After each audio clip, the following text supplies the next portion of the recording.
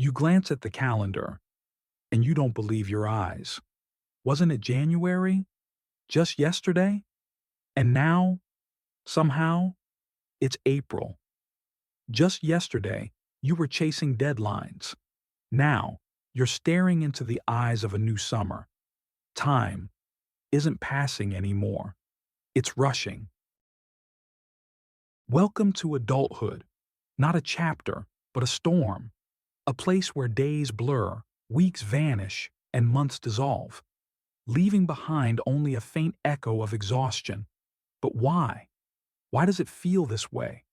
Why does time seem to speed up as we grow older? Why did childhood feel endless? And now, life feels like a dream we're waking up from too soon. When we were children, time felt different. A single minute could stretch into forever. Even 5 minutes of waiting felt like an eternity. Why? Because everything was new. Every moment, a first. Every day, a discovery. We didn't live by the clock. We lived by wonder. But then, we grew up. And slowly, the world stopped surprising us. Routine replaced curiosity. Schedules replaced sensation. And time slipped through our fingers like sand. We became still, blurred, like old photographs. But what are we really afraid of? Not time itself, but the feeling that it's running out without us. We fear lost minutes, missed chances, the heavy silence of everything we didn't do. So we run, we chase, we try to capture every second. But the more we rush, the more it slips away. And in that chase, we lose ourselves. But maybe the fear isn't real. Maybe the ticking clock isn't the enemy. Because time isn't something we measure. It's something we feel. It's not in calendars or schedules. It's in presence. It's in this moment, this breath, this heartbeat. So let the world spin. Let the pages turn. But don't let them steal your gaze from now. Because this moment, right here, right now, is not just passing. It's life, unfolding. The theory of proportions and the illusion of age psychologists have long noted that our perception of time is not an objective process. When you're 10 years old, 1 year is 10% of your entire life. It feels like an eternity. But when you're 50, that same year is just 2%, a tiny speck in the ocean of lived experience. This explains why childhood summers felt endless, while now it seems like you barely take off your jacket before you're putting it back on again. But that's just one facet. Routine as a time killer neuroscience adds another layer. When life becomes predictable, when each day feels like a copy of the last, the brain stops registering events as new. There are no new memories, no fresh experiences. Time ceases to be felt. We don't live, we simply repeat. The same route, the same faces, the same meetings. And then, memory erases the differences, and an entire week collapses into a single thought. Nothing happened. Einstein versus Bergson. The duel of time. In 1922, something remarkable happened in Paris. What appeared to be a scientific debate was, in fact, a philosophical duel. Albert Einstein, the father of relativity, arrived in France to deliver a lecture on the nature of time. His opponent was Henri Bergson, the greatest philosopher of his time. Their conflict became a symbol of two approaches to life. For Einstein, time is a measurement, like width or length. It's universal, objective, and calculable. It can be captured in an equation. This is clock time. But Bergson argued, this is a crime against lived experience. Real time isn't the hand on a dial. It's what you feel when you sit by the bedside of a dying father. It's the time that can't be measured, only lived. It's not a ruler, it's a flow. He called it la durée, living time. Warm, fluid, ever-changing. Sometimes it stretches into eternity, Sometimes it vanishes in an instant. What is present time? Try to remember a concert where you sang along with the crowd, losing your voice. You didn't notice how the hours flew by. Now recall waiting in line at the DMV, checking your phone every 30 seconds. Both experiences lasted the same amount of time, but were they lived the same way? Pause. Here's the crux. Your clocks tell you one thing, but your heart tells you something entirely different. Einstein's time is external. Bergson's time is how you feel your life. It's as if we have two different measures inside us, one soulless, the other alive. The paradox of intensity. Bergson argued, the more intense the moment, the faster it seems to pass. Yet in memory, it remains vivid. That's why memories of traveling to an unfamiliar city feel longer than a week spent in office routine. In Tokyo, you truly lived. In the office, you merely existed. Psychology of memory. What erases our days? Your perception of time isn't captured in the moment. It's created in hindsight. Your memory, like a director, cuts out the boring scenes and leaves only the key moments. The brain doesn't remember every step. It creates a highlight reel. And if an entire week is gray, it might cut it out entirely. Why does adult life feel shorter? Because there are fewer firsts, fewer discoveries, fewer shocks and surprises. You no longer learn to ride a bike. You don't eat ice cream for the first time. You don't lose your baby teeth. It's all been done. And that's terrifying. Because when novelty disappears, so does our perception of time. How to slow down time. But here's the good news. You can reclaim your time. Not calendar time, but living time. Here's how. 1. Seek novelty. Change your route to work. Go to a restaurant you've never been to. Talk to a stranger. Listen to strange music. This will wake up your brain and the day will stretch again. 2. Live slowly. Drink coffee as if it costs €100. Slow down. Savor the taste. Hear the barista's fingers snap. Breathe. Feel. This is what life is. 3. Break the routine. Rearrange your furniture. Take off your shoes and walk on the cold floor. Shower in the dark. Wear something unusual. Laugh louder than usual. 4. Mindfulness is key. Meditate. Even 3 minutes a day. Not just to check it off your list. Simply feel your breath. This brings you back from automation to the present. 5. Do something silly. Ask an awkward question. Message an old friend. Walk in the rain without an umbrella. There's no productivity in this, but there is life. Bergson's paradox. We live in a world created by Einstein, with GPS, atomic clocks, quantum physics, yet we feel ourselves in Bergson's world, where love, fear, pain, and joy aren't measured in seconds.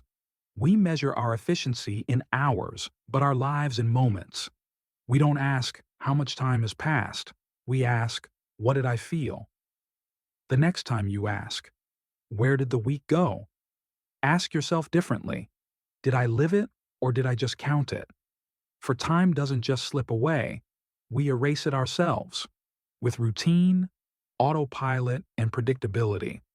But as soon as you step outside the lines, the day becomes long, rich, and real again.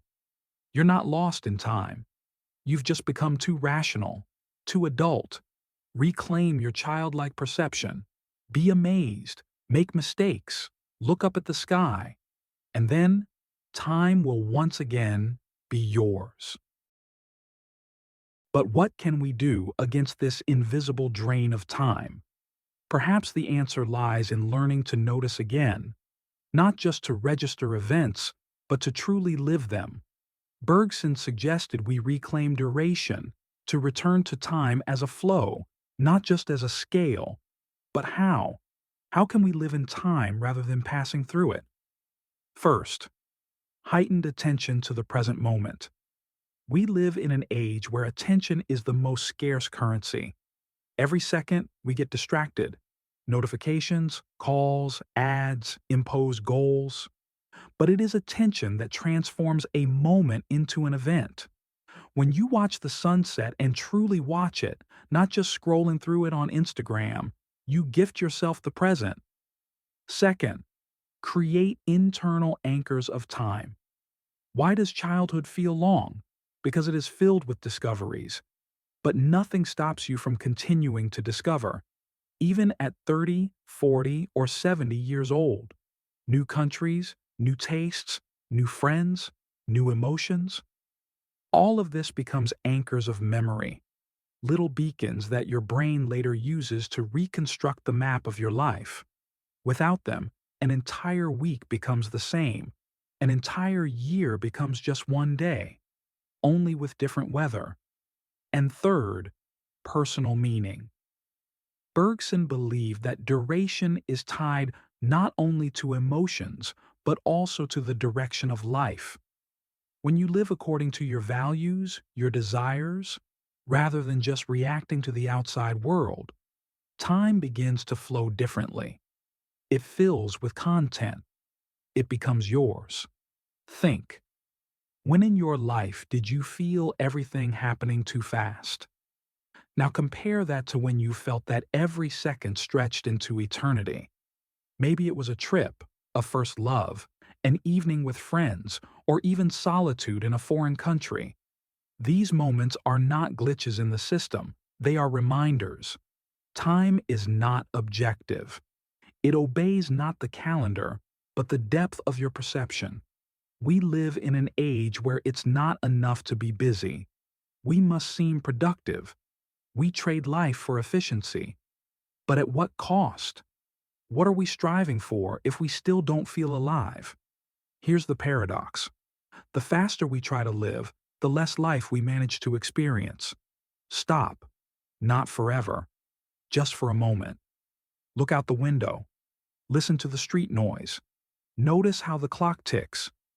Not as a counter of your obligations, but as a reminder, you are alive. You don't have to do it all. You just have to be. And here's what's important. No one will return your lost time, but you can change how the next moment feels. You can make it rich. You can fill it with meaning. You can turn the ordinary into the extraordinary. This is Bergson's revolution. Life is not measured in minutes. It is measured by the fullness of presence. You think about it. Our greatest fear is not death itself, but a life lived in vain. We fear not the finish line, but the realization that the journey was empty, sterile, like a white corridor with no windows. That everything happened in the background, in the gaps between tasks, deadlines, schedules. That time has passed, and you never truly showed up in your own life.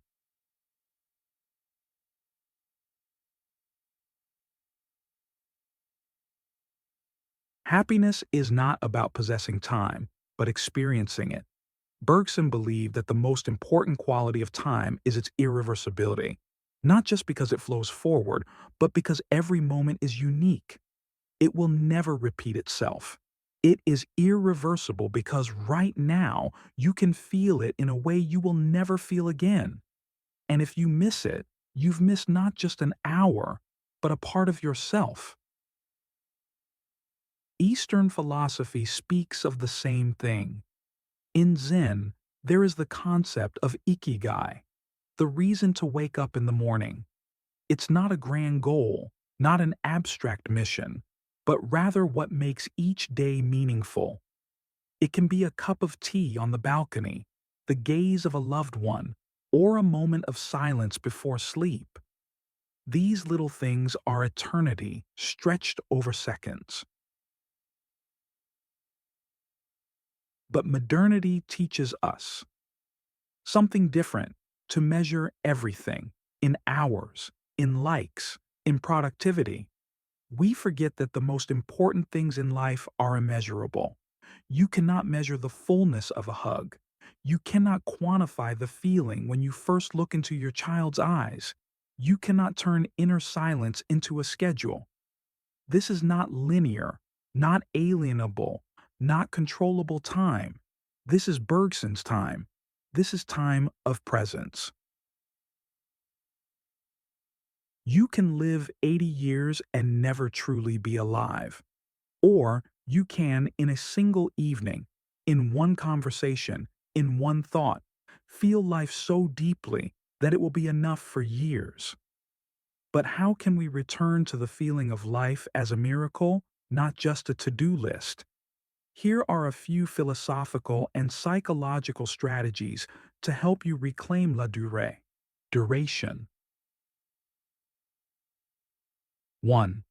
Slowing down as an act of resistance. The world is speeding up. News, social media, transport, thinking. Everything strives for faster.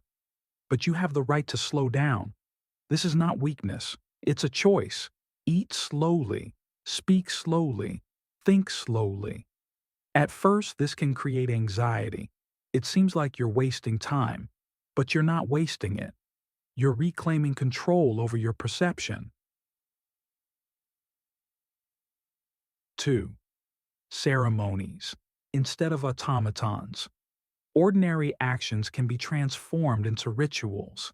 A cup of coffee is not just coffee, it's a grounding morning moment. A walk is not just a route, it's an opportunity to observe how the world changes. These ceremonies return significance to the moment. They fill it with inner architecture. It's no longer just time, it's an experience.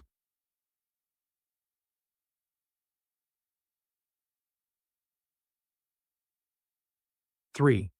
Intimacy with the moment. We tend to think of intimacy as something that's only about people, but intimacy is also about the present. When you are fully engaged in an event, in contact with it, without filters, without plans, without distractions. It could be a moment of dancing or reading or simply the rain outside. Complete intimacy with the present moment is the very point where time disappears because you are entirely within it. In reality, Bergson said, time is not what moves. We move through it. And it's true. We are wanderers within our own perception of time. In this journey, there's only one thing that can save us: conscious presence. So the next time you catch yourself saying, I don't understand where the week went, don't blame the calendar. Look inward. How many of those days did you truly live? How many were filled with meaning, warmth, surprise? You don't have to abandon everything and travel to India to seek enlightenment. Sometimes it's enough to have a real conversation with someone without distractions. Go to a park without your phone. Draw something, even if you can't draw. Write a letter to your childhood self. Listen to music with your eyes closed. All of these actions are portals into inner duration, bridges to your true self. And perhaps this is the most important art in the world, the art of being in time, not just in a schedule. Who are you if you have no time? Imagine waking up, but you don't know what time it is. You don't know what day it is. No meetings, no deadlines, no tasks, only you and the moment. Who are you in this state? Most people feel anxiety at such a thought because we've been conditioned to measure our worth through busyness. If you're doing something, it means you exist. If you're free, it means you've fallen out of the game. But this is an illusion of the modern world, where time has become currency and rest is seen as shameful. We don't just live by the clock, we have become its slaves. Culture and perception of time. There are cultures where time is a circle. For instance, many African and Eastern cultures see time as cyclical. Day follows night, season follows season, life follows death, and everything returns. In these cultures, the past, present, and future are not three separate points, but a unified field in which a person exists. In Western culture, however, time is an arrow. It moves from the past to the future. Everything must progress. Everything must develop. There's a plan for everything. If you don't align with this trajectory, you've fallen behind. This difference breeds various psychological models. In one, you value presence. In the other, you value forward movement at any cost. It's no surprise that in countries with a linear model of time, the levels of anxiety and burnout are higher. What do philosophers say about this? Heidegger believed that a person is a being that lives toward death. His concept of Dasein, being there, suggests that we are constantly approaching the finality. It is the awareness of death that makes us conscious, that makes us real. But according to Heidegger, most people live in inauthentic time, in hustle, distraction, and deferral. Authentic time begins when we realize our finiteness and choose to be ourselves here and now. Merleau-Ponty, on the other hand, viewed the perception of time as a bodily phenomenon. Time is not somewhere outside. It exists in the body, in movement, in sensation. This means that our experience of time is inseparably linked to how we feel the world. From this arises a powerful conclusion. To reclaim the present, we must return to the body, not to our thoughts. Time in art. Where the present becomes eternity, art is one of the few realms where time can slow down or even disappear. When you watch a movie, read a novel, or listen to a symphony, you're neither in the past nor in the future. You are inside the time created by the work. Andrei Tarkovsky had a term, time captured in a frame. He believed that the task of cinema is to carve out time, to preserve it like amber preserves a mosquito. His films unfold slowly, deliberately, because he wanted the viewer to feel each moment, not to swallow it whole. The same happens with music. Music is movement through time. But here's the paradox. Good music pulls us out of time. We seem to become enveloped in sound and lose track of the minutes.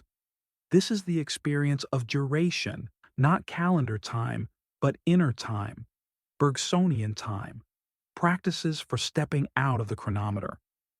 Here are a few more ways to reclaim your authentic sense of time.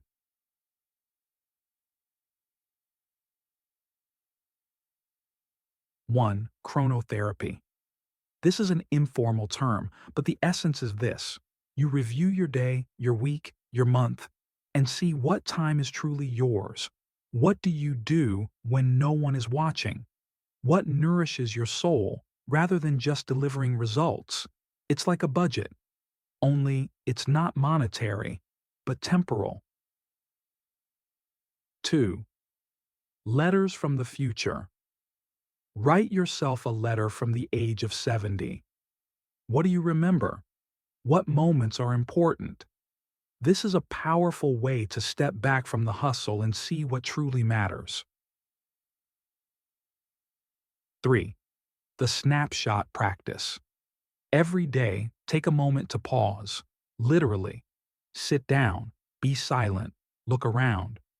What do you see? What do you feel? What do you hear? This is a moment where time doesn't pass. It unfolds. Time is not an enemy. Time is a partner. It doesn't take life from us. It gives it, drop by drop, every day. But to hear how it drips, you need to be silent. To feel how it breathes, you need to stop. To be alive, you need to be in the moment. And here's what you can do right now. To conquer this fear, you need to return to a state of presence, to that time when you can fully absorb the moment, when you're not thinking about how much time is left until the next task. This could be a simple walk, where you allow yourself to stop and feel the air, the scents, the colors, the sounds, everything around you. It doesn't require great effort. It requires only your conscious choice.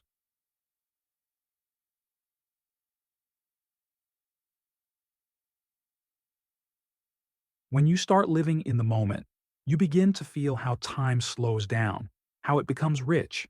Even if the clocks are ticking quickly outside, internally, you start to sense how precious each moment is. You become real again, real in your life, not in the life defined by others. Transforming time through small steps. Have you ever tried something radically new? For instance, going to a place you've never been, engaging in a hobby that makes you feel anxious, or simply stepping out of your comfort zone. Each small change in your routine is like a moment of rupture in the fabric of time, a new path that makes your brain work at full capacity. This is the way to a richer perception of time. That's why travel, adventures, new places, and new encounters are so important. These are not just entertainment, they are investments in the depth of your perception of time. The more you encounter novelty, the more you truly live because you experience time authentically. And when you start doing this, you'll feel time take on a completely different hue, a richer, more vibrant one. It won't matter how old you are or how many days have passed. What matters is how much you've lived each day.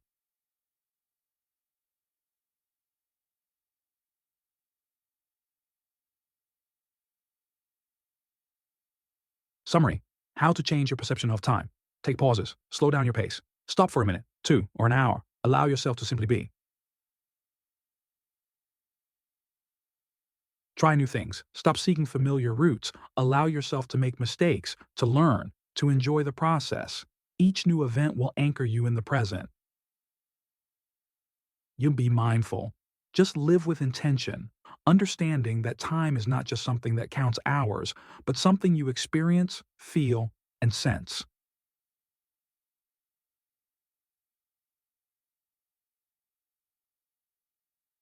Let go of fear.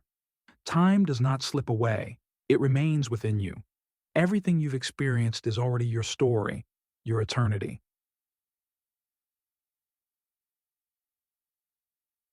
Conclusion: be bold in your perception of time. Time is not an enemy, it is an ally. If today you learn to perceive it through the lens of novelty and presence, you will find that each day brings you profound experiences, not just another workday lost among routine tasks. If you're interested in the topic of perception of time and want to learn how to manage it in your daily life, subscribe to the channel. Share your thoughts in the comments. When does time slow down for you? And when does it fly by at breakneck speed? What moments in life do you want to hold on to, and which ones do you want to let go? Share with us, and we will definitely discuss them in the next video.